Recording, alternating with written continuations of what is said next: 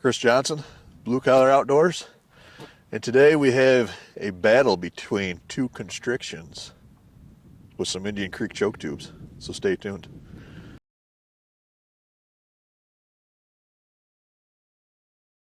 Alright, so today on my Stevens 301 20 gauge, we're going to be shooting the Indian Creek Black Diamond Striker 555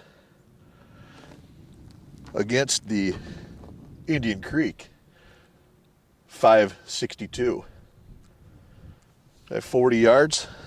All right, today's load we're going to be shooting is the Apex GT20 number 9 shot. This is a 3-inch shell of 1 5/8 ounce 9 shot, going 1,175 feet per second. So shoot this at 40 yards, see which pattern looks a little better. All right, here we go. Again, Stevens 301 20 gauge. Shooting the Apex GT20 number 9 shot. First up, we'll do the Indian Creek Black Diamond Striker 555. You shooting the left?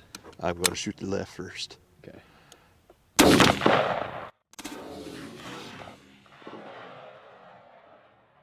Still left. Shot of it? Huh? It doesn't look as good as the last shot. No? No. It looks like it actually looks like a better hunting pattern. To be honest.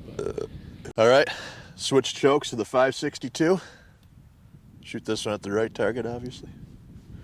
It's the only difference.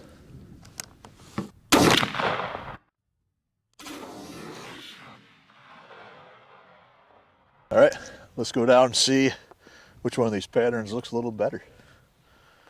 All right, again, this was the Stevens 301 20 gauge with the Apex GT20 9 shot with two different offerings from Indian Creek, the 555 and the 562. First up is the 555, and we shot this earlier, and the first one was screaming tight. This one is not quite as tight as the first pattern with it in another video, but I mean, you still get a pretty decent core right there, actually really tight. I mean, except for this time, it seems like it opened the pattern more. It gave you, I don't know, kind of like blew it out a little bit from what it seems like. I think it got over constricted and kind of opened it more instead of keeping that load tight together. I mean, and it does give you a couple flyers here and there. I mean, not a ton, but I mean, it'll still kill you a turkey at 40 yards. That's for sure. I mean, you get a little bit of a leeway, not much, but not bad. So now let's go over to the 562. All right, now this is the 562 Indian Creek, and that right there, from what I can see, would outshoots that 555. I mean, you got a ton of pellets inside that 10 ring, and not to even mention what's inside that 5. I mean, there's, I don't know how many in there. There's a lot in there. And my pattern is just off to the right a little bit, so that'd be even better if it were centered up, which it's pretty close, but it's off just a touch. But I mean, that's ridiculous. I mean, it does give you a few more flyers up at the top and a couple down low, but I mean, that's really impressive with how tight that core is.